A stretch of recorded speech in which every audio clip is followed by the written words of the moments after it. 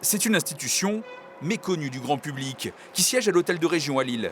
Le Césaire, Conseil économique, social et environnemental régional, est aujourd'hui menacé de disparaître par un amendement législatif. À quoi sert-il? Beaucoup de nos propositions et préconisations sont reprises et exploitées par le Conseil régional. Un rapport important, c'est le canal Seine-Nord et Seine-Nord-Europe, etc. Un rapport important, c'est la politique de l'eau.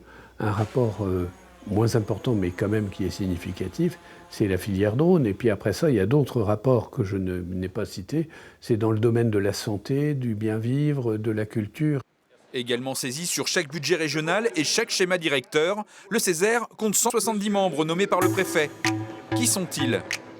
Tout le monde patronal, etc., dans sa diversité.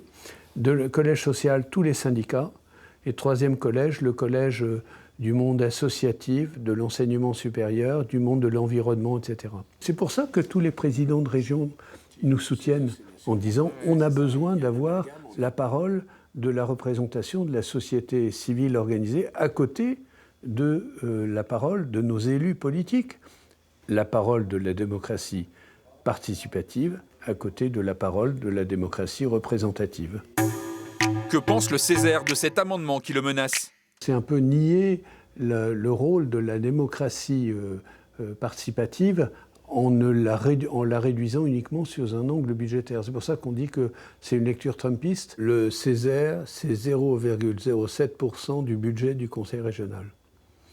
Alors, par rapport à l'ensemble des budgets du Conseil régional, c'est vraiment pas cher, quoi. Les députés devraient se prononcer ce mardi sur le sort des Césaires.